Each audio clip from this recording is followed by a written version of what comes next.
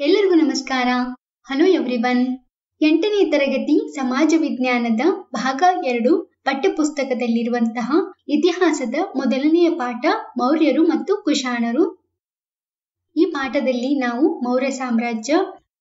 ಮೌರ್ಯ ಸಾಮ್ರಾಜ್ಯದ ಪ್ರಸಿದ್ಧ ದೊರೆಯಾದಂತಹ ಅಶೋಕ, ಅವನ ಸಾಧನೆ, ಆಡಳಿತ ಮತ್ತು ಕೊಡುಗೆಗಳು, ಕುಶಾಣರ ಇತಿಹಾಸ ಹಾಗೂ ಕನಿಷ್ಕನ ಆಡಳಿತ ಮತ್ತು ವಾಸ್ತುಶಿಲ್ಪಗಳ ಬಗ್ಗೆ ತಿಳಿದುಕೊಳ್ಳುತ್ತೇವೆ. ಇವಾಗ ನಾವು ಈ ಎಲ್ಲ ಅಂಶಗಳಿಗೆ ಸಂಬಂಧಿಸಿದ MCQ ಕ್ವೆಶ್ಚನ್ಸ್ಗಳನ್ನ ನೋಡೋಣ.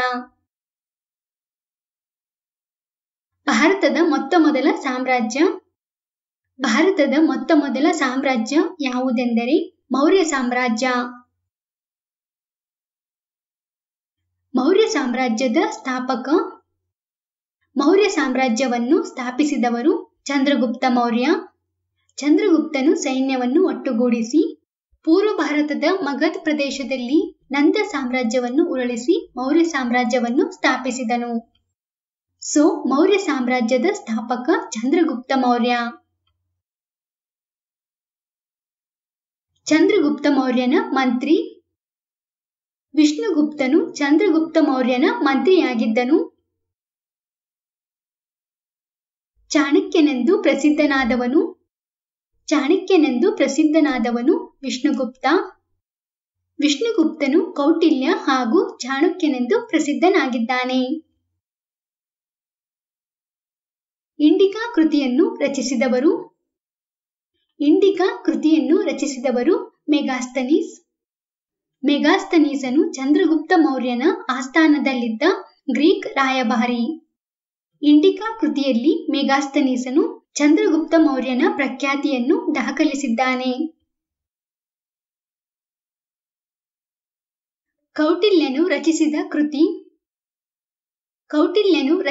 ಕೃತಿ ಅರ್ಥಶಾಸ್ತ್ರ.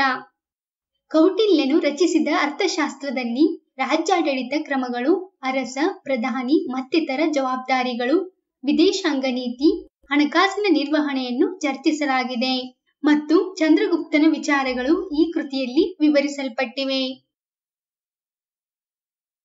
ಮೌರ್ಯ ಸಾಮ್ರಾಜ್ಯದ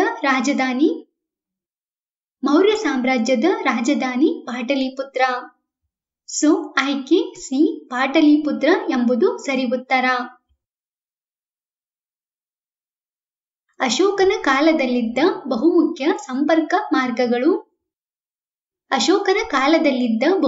ಸಂಪರ್ಕ ಮಾರ್ಗಗಳು ಯಾವೆಂದರೆ ಪಾಟಲಿಪುತ್ರ, ತಕ್ಷಶಿಲಾ, ಉಜ್ಜಯಿನಿ, ಕಳಿಂಗ ಮತ್ತು ಸುವರ್ಣಗಿರಿ. ಆಯ್ಕೆ ಡಿ 1, 2 ಮತ್ತು 4 ಎಂಬುದು ಸರಿ ಉತ್ತರ.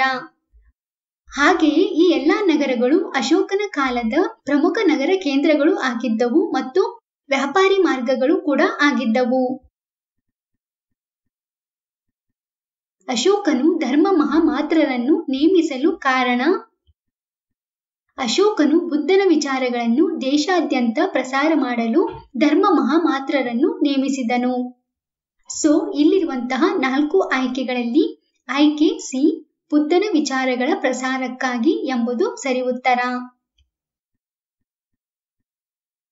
ಕುಶಾಣ ರಾಜಮನೆತನದ ಸಂಸ್ಥಾಪಕ. ಕುಶಾಣ ರಾಜಮನೆತನವನ್ನು ಸ್ಥಾಪಿಸಿದವರು ಕುಜಲ್ ಕಡ್ಫೀಸಸ್. ಕುಶಾಣರ ಕಾಲದಲ್ಲಿ ವಿಕಸಿತಗೊಂಡ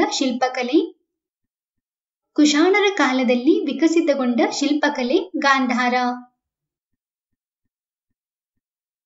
ಕುಶಾಣರು ಡ್ಯಾಶ್ ಸಂತತಿಗೆ ಸೇರಿದವರು. ಮೌರ್ಯರ ನಂತರದಲ್ಲಿ ಕಾಣುವ ಪ್ರಮುಖ ರಾಜಮನೆತನ ಕುಶಾಣರದು. ಮಧ್ಯ ಏಷ್ಯಾದಿಂದ ಭಾರತಕ್ಕೆ ವಲಸೆ ಬಂದ ಅಲೆಮಾರಿ ಜನಾಂಗದ ಮೂಲ ಹೊಂದಿದವರು ಕುಶಾಣರು. ಇವರು ಯುಚಿ ಸಂತತಿಗೆ ಸೇರಿದವರು. ಇಲ್ಲಿರುವಂತಹ 4 ಆಯ್ಕೆಗಳಲ್ಲಿ ಆಯ್ಕೆ ಬಿ, ಯುಚಿ ಎಂಬುದು ಸರಿ ಉತ್ತರ. ಚಿನ್ನದ ನಾಣ್ಯಗಳನ್ನು ಟಂಕಿಸಿದ ಕುಶಾಣದ ದೊರೆ ವಿಮಕಡ್ಫೀಸಸ್. ಕನಿಷ್ಕನ ರಾಜಾಳ್ವಿಕೆಯ ಹೊಸ ಯುಗವನ್ನು ಡ್ಯಾಶ್ ಎಂದು ಕರೆಯುತ್ತಾರೆ. ಕನಿಷ್ಕನು ಸಾಮಾನ್ಯ ಶಕೆ 78ರಲ್ಲಿ ರಾಜಾಳ್ವಿಕೆಯನ್ನು ಪ್ರಾರಂಭಿಸಿ ಹೊಸ ಯುಗವೊಂದಕ್ಕೆ ನಾಂದಿ ಹಾಡಿದನು. ಇದನ್ನು ಶಕಯುಗವೆಂದು ಕರೆಯುತ್ತಾರೆ. ಕನಿಷ್ಕನ ರಾಜಾಳ್ವಿಕೆಯ ಹೊಸ ಯುಗವನ್ನು ಶಕಯುಗ ಎಂದು ಕರೆಯುತ್ತಾರೆ. ಕನಿಷ್ಕನ ಕಾಲದಲ್ಲಿದ್ದ ಬೌದ್ಧ ವಿದ್ವಾಂಸರು. ಕನಿಷ್ಕನ ಕಾಲದಲ್ಲಿ ಅಶ್ವಘೋಷ, ವಸುಮಿತ್ರ ಮತ್ತು ಸಂಘರಕ್ಷ ಎಂಬ ಬೌದ್ಧ ವಿದ್ವಾಂಸರನ್ನು ನಾವು ಕಾಣುತ್ತೇವೆ. ಆಯ್ಕೆ ಡಿ, ಈ ಮೇಲಿನ ಎಲ್ಲವೂ ಎಂಬುದು ಸರಿ ಉತ್ತರ. 4ನೆಯ ಬೌದ್ಧ ಸಮಾವೇಶ ಎಲ್ಲಿ ನಡೆಯಿತು? 4ನೆಯ ಬೌದ್ಧ ಸಮಾವೇಶ ಕಾಶ್ಮೀರದಲ್ಲಿ ಕನಿಷ್ಕನ ನೇತೃತ್ವದಲ್ಲಿ ನಡೆಸಲಾಯಿತು. ಸೊ ಆಯ್ಕೆ ಎ, ಕಾಶ್ಮೀರ ಎಂಬುದು ಸರಿ ಉತ್ತರ.